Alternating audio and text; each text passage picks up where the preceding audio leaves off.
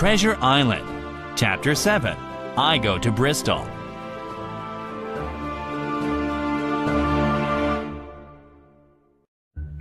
The squire went to Bristol to outfit a ship and get us ready to go to sea, and it took longer than he thought.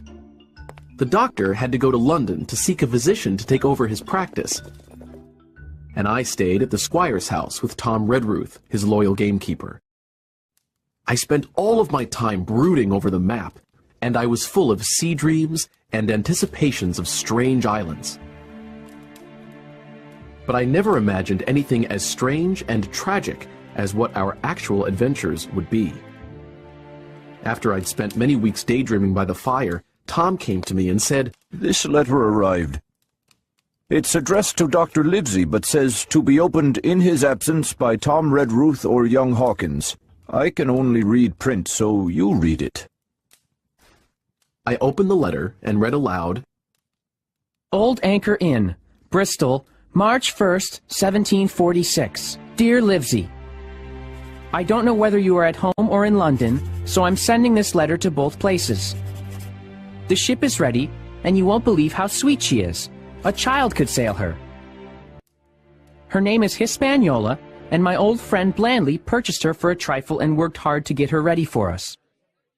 So did everyone in Bristol, as soon as they got wind of what we'd be searching for. Treasure, I mean. Oh, Dr. Livesey won't like that, I commented. He told the squire not to talk about the treasure.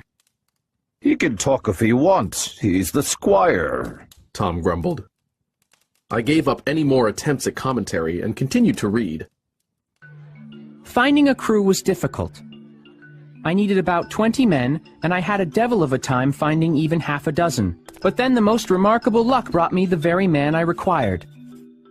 I was standing on the dock, and by accident, I started talking with him. He's an old sailor who owns a tavern and knows all the seafaring men in Bristol.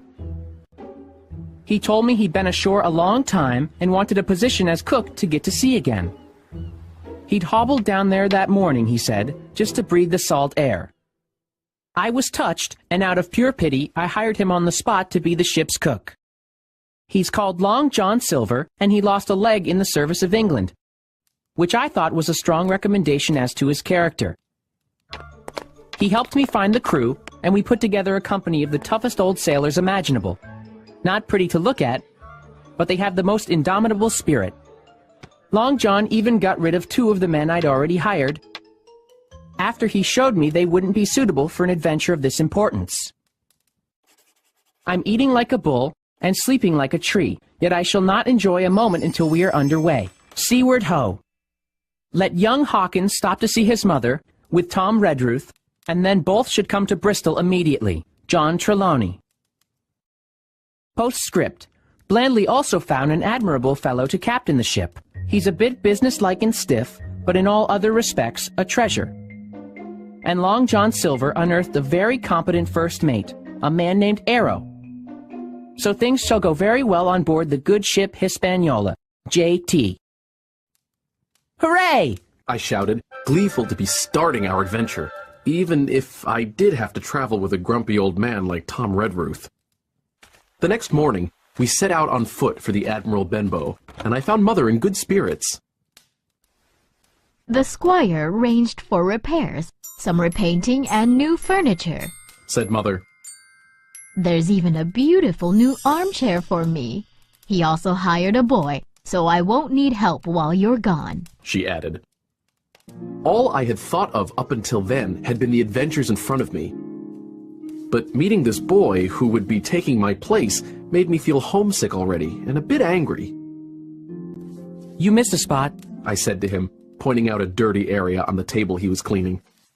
The next day after dinner, I said goodbye to Mother, and the cove where I'd lived since I was born, and the dear old Admiral Benbow. Within minutes, Tom Redruth and I turned a corner in the road, and my home was out of sight. A stagecoach picked us up at dusk, and I dozed the whole way. When I opened my eyes, it was morning, and we were in a bustling city. Where are we? I asked. Bristol, Tom said. Get out. Mr. Trelawney was rooming at an inn down by the docks to supervise the work being done on the ship. Tom and I started walking to the inn, and on the way, we saw a great multitude of ships of all sizes and from all nations. On one ship, sailors were singing at their work, and on another, men were aloft, high up on ropes that seemed no thicker than a spider's thread.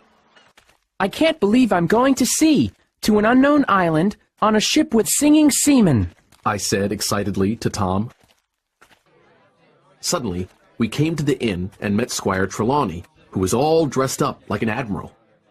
"Here you are!" he cried. "The doctor came last night. Bravo! The ship's company is complete." "Oh, sir," I cried. "when do we sail?" "Sail?" he said with a laugh. "We sail tomorrow."